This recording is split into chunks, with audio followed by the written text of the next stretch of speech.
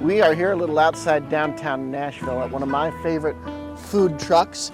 I eat here every CMA Fest, and I said we got to have them because they are connected to music. They go around this town, go to various different events. Talking, of course, about Mac Shack, whose owner is right there, Jeremy Nicholson. He's cooking away, getting ready for service here at Jackalope Brewing Company. So come on in, let's go look. Mixing up some mac and cheese right now. So what we do when we make our mac and cheeses, we hand grate all of our cheeses. They're all gourmet cheeses. Wow. We use aged white cheddar, Dutch Gouda, and Parmesan cheese. My wife, Kayla, the mac and cheese queen pin, makes all the cheese sauce. She makes the roux from scratch, grates it from scratch, and makes the batches each day. So they're really, really delicious. We fill up these gigantic, what we call cheese pots, full of that delicious cheese, and it just goes right in with the macaroni. Oh, that's torturous for somebody like me. Oh, that looks amazing. So Jeremy, how did you decide to start a food truck and why mac and cheese?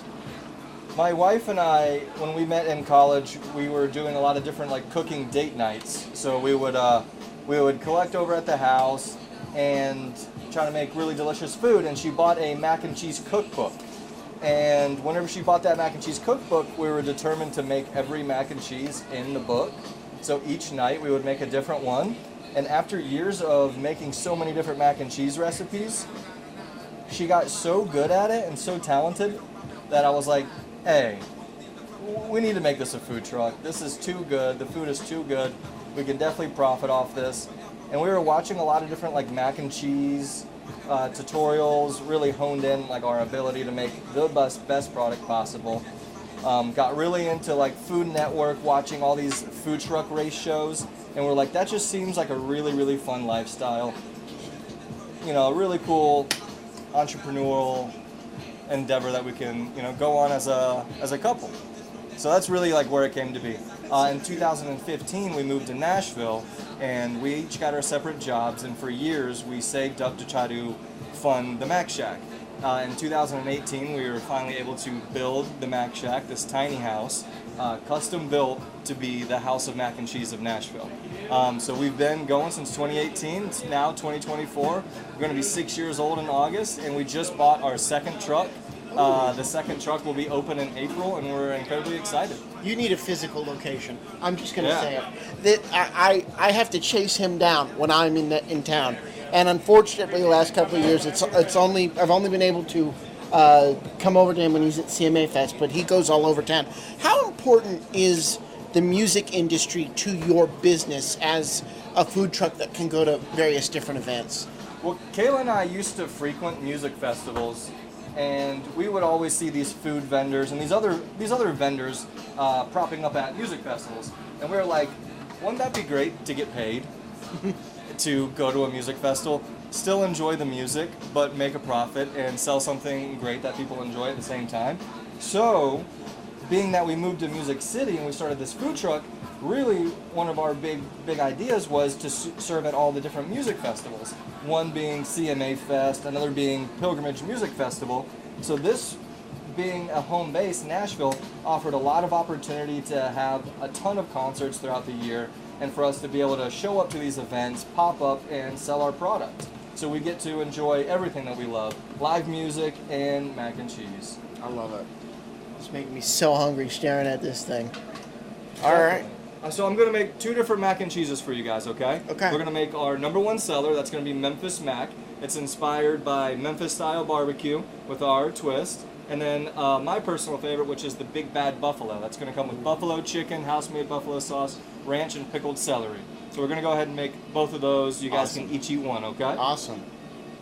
All right, so what we do is we take the bowl, and we do a fresh, creamy mac and cheese instead of a baked mac and cheese because we feel the integrity of the product lasts longer. If you were to bake the mac and cheese, it usually takes a lot longer, and you can pull it out. And if you were sitting and it wasn't a fast service, it would dry out. This way, adding the cheese to the batch of noodles as we go, it keeps it fresh and it keeps it creamy.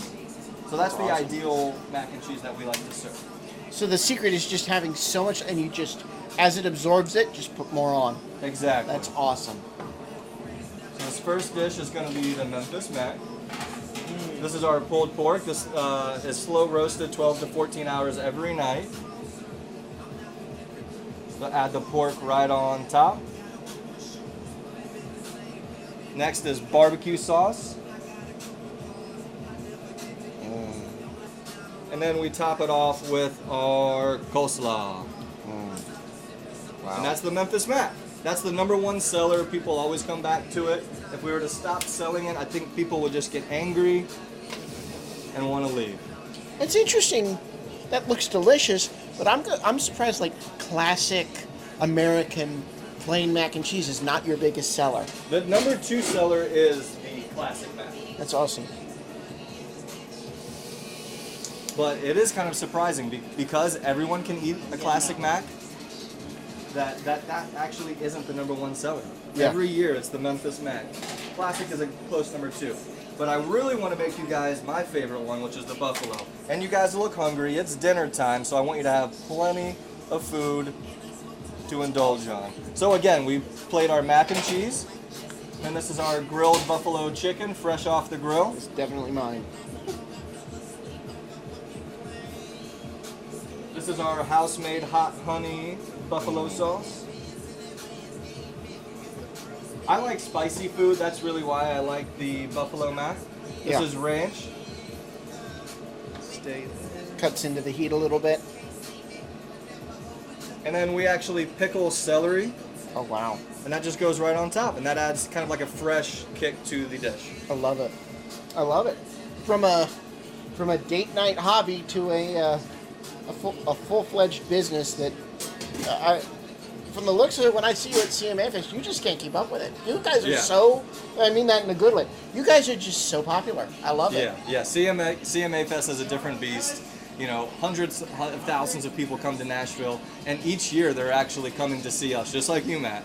So every year they'll be like, I'm Canadian, but we come to CMA Fest every year, and we're coming back to the Mac Shack. People will eat from our truck 4 days in a row.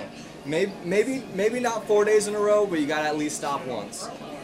No, I love it. I love it. Jeremy, thank you so much.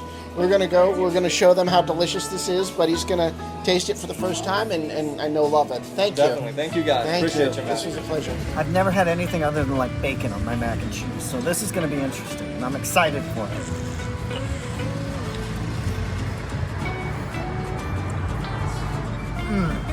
Yeah.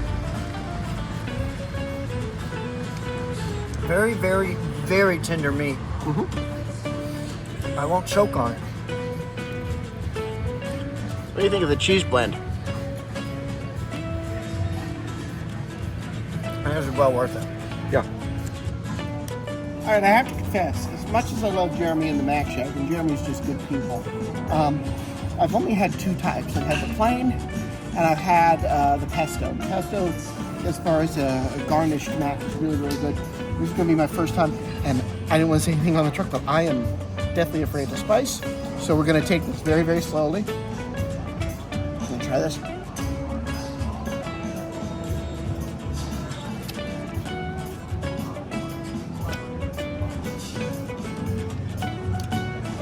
It's really good.